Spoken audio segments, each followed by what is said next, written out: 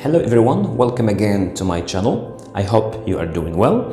So as you can see, we are still talking about the CRMEF entrance exam or the preparations to the CRMEF entrance exam. So these episodes are devoted for future teachers, for the ones who want to start the teaching profession, okay? All right, today in this episode we are going to see another thing or another lesson, which is the teaching of grammar. So in this episode, I'm going to give you general ideas, general pieces of information of how to teach grammar, so as to have an idea about this, about the teaching of this component, okay?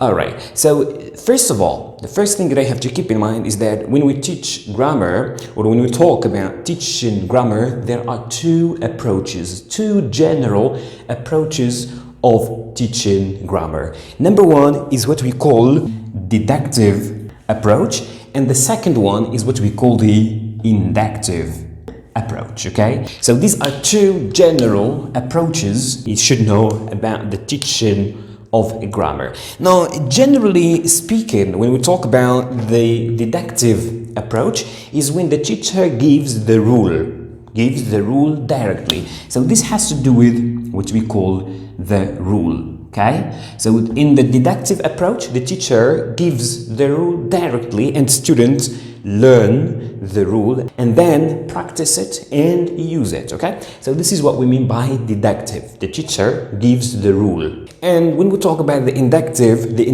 is the opposite of deductive. And in the inductive, the teacher provides what we call the context, okay? The teacher provides the context and the student infer or notice the rule, okay? Notice the rule from the context. So students infer and get the rule from the context and then practice it and use it. So this is the difference between deductive and inductive approach, okay? So this is the first thing that you have to keep in mind.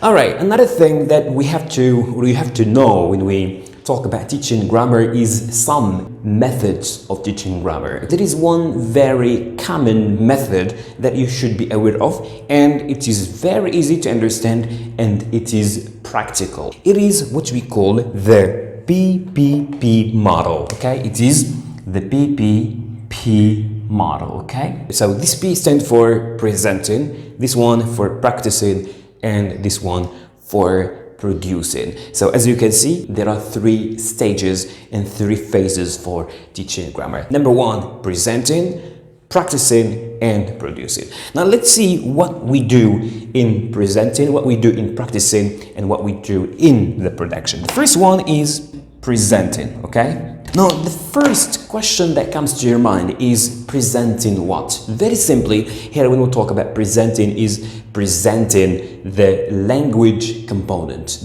And when we say presenting the language component, you can present it using a context, okay? Using a context. So this is number one, you present using a context.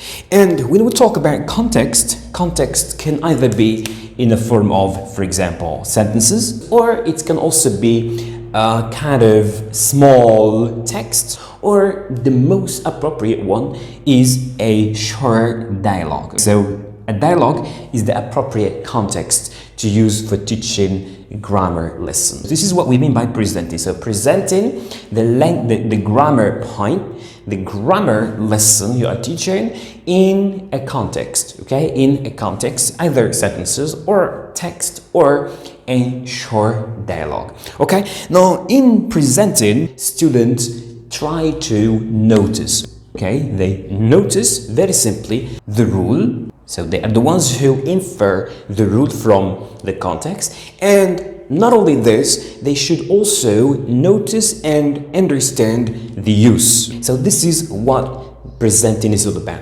And when we talk about the rule, we can say the rule or even the form, okay? The form, all right? So this is number one. Let's go to number two, and number two has to do with practicing, okay? So this is number two, practicing. Very simply here, the focus is mainly on the form, okay? On the form. Student try to practice and understand and master the form of the component, okay, of the component or of the lesson being taught, okay? So this is what the student do. So they practice the form. Another thing, when we talk about practicing has to do with exercises, and we can also say activities. So here students do exercises or activities. Why? Very simply to master the form, okay? To master the form of the component. Another thing, in practicing, the student work in pairs or work in groups. The more they work together, the better they understand, okay? The better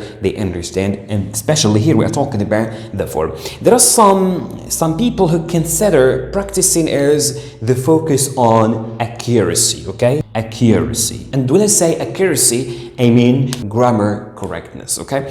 This is what practicing is all about. Another thing that you can keep in mind as far as practicing is concerned is checking. This is what practicing means for a teacher, to check whether students master the form or not, okay? So this is what practicing is all about. So it is doing exercises and activities. Why? Very simply to master the form and for the sake of accuracy. Number 3, and the last one, is what we call the production phase, okay? And when we talk about production is the use, okay? Is the use. Students here, they were practicing the form. Here they are going to use the component, okay? So here we talk about the use, okay? Students produce sentences or dialogues or whatever. So here in practicing, the focus is on accuracy, the mastery of rules. But here when we talk about production, the focus is on fluency. Student speak, student produce something, okay? Produce something, okay? And also when we talk about production, the teacher can encourage some activities, for example, like some board games, or the most common activities that related to production is the role play, okay? Is the role play. So students participate in a role play, okay? And role play is good activity that gives student chance to produce and speak. Another thing or another activity that student can do, they can complete, okay? We can say complete sentences, okay? They can complete sentences about themselves or about real life situations and cases, okay? All right, so this is what production is all about. So production, as I said, is to give student chance to produce something, to give example, to write sentences, or to participate in a role play. Now here in presenting, when we talk about the teacher here in this phase, presenting, the teacher only present and elicit and perhaps asks questions to attract student attention or to draw their attentions to the form. When we talk about practicing, the role of the teacher is very simply to monitor and to check and also to help when someone has a problem, okay? So this is the role of the teacher in this phase. But here in production, in the production phase, the teacher monitors, the teacher helps and also guides, okay? The teacher guides and monitors and helps too, okay? Now let's talk about the lesson plan, okay? Now the lesson plan, just like what we saw in reading, is like this. So here we have the day, for example. Here you talk about the lesson, the type of the lesson and the unit you are at. And here you talk about the objective. What is your objective behind teaching this lesson and what do you want students to learn?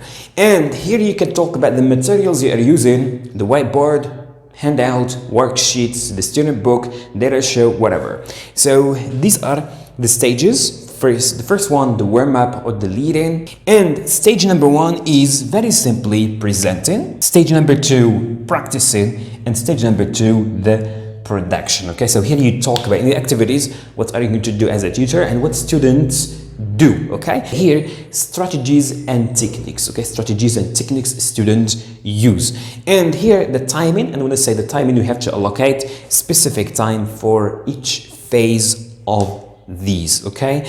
And the mode of work, okay? The mode of work, individual work, peer work, group work, or what, okay? So this is how your lesson plan should look like for a grammar lesson. Something very important to remember is that when you make a lesson plan, you should always keep in mind that perhaps the lesson plan would not work because a lot of things interfere in the lesson, okay? Maybe some unexpected problems, or maybe somebody will knock the door, etc.